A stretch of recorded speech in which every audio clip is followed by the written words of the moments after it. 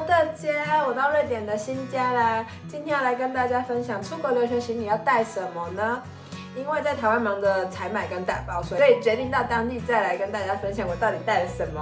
好，这边是第2集，记得要去看上1集哦。那我们继续看下去吧。如果是新朋友的话，我是 Zoe， 我的频道主要会分享留学交换申请跟我现在在瑞典的一些生活小趣事，所以如果你有兴趣的话，记得帮我按下订阅哦。学习物品的部分呢，就是你的笔电、iPad、耳机，这边就看大家自己的读书习惯。笔电，我觉得是必带，但我有些同学就是 iPad， 然后加键盘子，然后也当电脑在用。然后我还要多带几个 USB， 如果需要另外存档的话，就不用再另外买。再来就是你的笔记本跟铅笔盒啦，铅笔盒、笔类文具，我建议你是多带，不管是什么笔啊，像这种笔，或者是这种，在这边我有出去看过，一支铅笔就要卖你30台币，然后这种。特别这种拍了的啊，你就可以知道它是至少100块起跳的。所以文具的部分建议你多带，如果你会用到笔的话。笔记本我只有带像高中那种，就是你可以放 B5 的纸进去那种夹的。因为我觉得不太需要，我带了一点点而已。再就是我知道瑞典的大学之前交换的时候也是这样，它会有这种笔记本是可以免费拿的，然后它就会根据每个大学会有不一样的 logo， 然后下面有一些广告。然后现在其实笔记的部分大家都是用 iPad， 然后加笔这样子写就好了。其实真的笔跟纸也不太需要，但是有的话有时候也是蛮好用的。最后一个部分也是最重要的一个部分，就是食物区，这真的是每个留学生的生存秘密。那在讲要带什么食物之前呢，我们要有煮饭的工具嘛，就是大同电锅，蒸蛋、煮珍珠、煮饭，全部都丢下去，加水，叮，然后就等吃啦。先讲一个要注意的，就是入境欧盟记得不可以携带肉制品，不可以携带肉制品，任何都不可以，肉松、肉干、肉片什么都不行。如果被抓到的话很麻烦，罚款还是小事，最严重的是你会留下记录。所以呢，可以带的是什么？就是鱼松啦，或者是炭烤鱿鱼片，这种海鲜制品是可以带的。海鲜为什么可以带呢？因为鱼啊会在各大海洋里面游来游去，所以可以带。再来就是微波饭和米啦。身为亚洲人，就算我已经很喜欢吃意大利面或者是炖饭等等汉堡什么的，还是会想念饭。每过一阵你就会觉得不行，我要吃饭，我要吃台湾的饭或者是日本的米。这边很多泰国长米，但我自己是不太喜欢，所以呢，我就自己扛了米来。这个米是从哪里来的呢？因为我说过我对饭有要求，我原本就是喜欢吃日本米啊，我爸爸刚好有时候去出差，他就会去买。然后呢，我就找到台湾与之抗衡的米，它就是美浓147。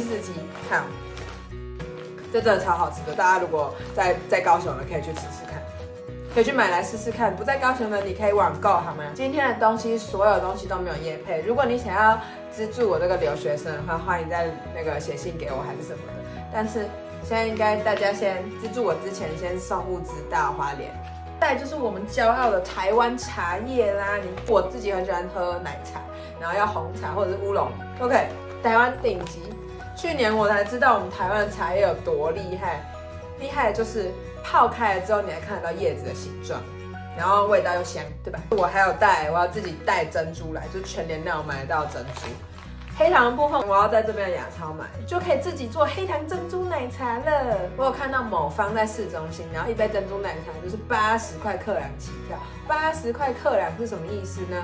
就是240块台币，克朗比台币就是克朗乘以3就是台币。然后你看到那个价格，你就会在反复思考说，我真的有需要喝这杯珍奶吗？有时候可能需要，但大部分时候不需要。再来就是你去咖啡厅，一般这边的就是连锁咖啡厅 Espresso House 喝的话，一次最少都是50块克朗起跳。在家里我就可以自己做啦。红茶或者是乌龙茶记得要带。再来，快结束了，就是干香菇。因为我很喜欢吃肉燥饭嘛，在这里大部分都只有蘑菇，有时候会看到香菇。或者是亚超有一些其他的菇，应该说干香菇才是奶奶的味道。会煮饭的大家就是可以带一下好吗？还有一个我有带的就是咖喱块，我不知道大家有没有喜欢的牌子。当地的咖喱就是偏向印度咖喱，而我们习惯的是日式咖喱，所以你可以决定要不要带。这边亚超看到的是那种白色好事多会看到的那种牌子。还有这就是海苔配饭，这个我也有带。再补充一下，泡面浓汤粉也可以带一些，像这边买得到就是这种寿把面、细面可以少备一下，跟像辛拉面这边买得到，很贵而已啦。这种东西拉面，还有这边还有是出前一丁，一包大概30块台币啊。自己喜欢吃干面的话，我喜欢小混面，这种蓝色的超好吃。然后再就是，如果你是抹茶控的话，拜托你自己带抹茶的东西来。像我带是这种什么啊？这种粉泡包，跟像星巴克这种抹茶包，就是这边的抹茶偏奶，没有茶味。还有就是你自己的小零食啊，巧克力不用带，这边的巧克力很好吃，也没有很贵，然后它很大片，然后巧克力是冬天必备，对吧？不对，是什么时候不开心的时候必备。还有我有带的是豆干，我还没有开，因为我现在还没有很想开，要不然开了就很快就吃完了。不要怕说什么会在这里变胖，冬天马上就要来了，你需要储存能量，外面真的很冷。加上什么？去年我来瑞典交换，我学到的就是你的包包里面一定要有巧克力，就是可以吃的东西。这是我学到的小知识，送给大家啊。还有一个没讲到，抽取式卫生纸，我带了2包来，要珍惜使用。这边都是那种卷筒式卫生纸，很多东西我都用夹链包起来。像重要，像我刚刚讲的药，我会分2袋，就是平均放在2个行李箱里面，以防不见。夹链袋可以多带来，就是你包着之后，我会带发油，还有汤汤水水的酱油类的东西，就是它真的爆掉的时候，你的衣服不用重洗。还有一些东西我没有讲到，我都会放在底下资讯栏，记得去免费领取。其实很多东西没带也没有关系，就是那种有带有加分啊，没带也不会活不下去的。毕竟收行李本来就有重量限制，你也不可能把你全部的家当10年、20年的家当跟着你一起飞到其他国家。然后好笑的就是我跟拖延症关系超好，我超开心我可以出国，但是同时要收行李，我又觉得我还有2个礼拜，2个礼拜应该够吧。然后就会变成我还有1个礼拜，1个礼拜就够了吧。如果还有一些东西我没有讲到，但是你觉得必带的话，欢迎在留言区留言给我好吗？也给大家看一下你会带什么东西。好，还有一件事，小开箱，还有时间的话再给我大概5分钟。好，来跟大家一起开箱。为什么我有这个新的 Dolphin 1920的行李箱呢？因为我的2咖托运行李啊，在来的时候就是破了一个洞，可以给大家看照片，在这里，在这里。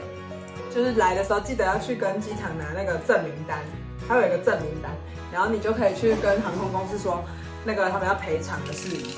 然后他们因为我的胖胖箱，我不知道，可能胖胖箱在欧洲不常见，然后他们就乱丢嘛，丢的技术不好，然后它就破了，所以他就给我一个网址，然后去看我要买新的还是要就是扣80欧换一个新的行李箱，因为他说我那个硬的箱子是不可修复。所以我就买了一个小的登机箱，这样我在这边也可以用。啊，我也不知道，来跟大家一起看。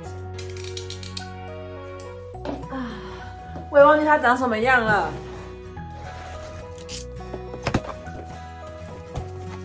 好，当然，都是银色的耶，我买银色的哦。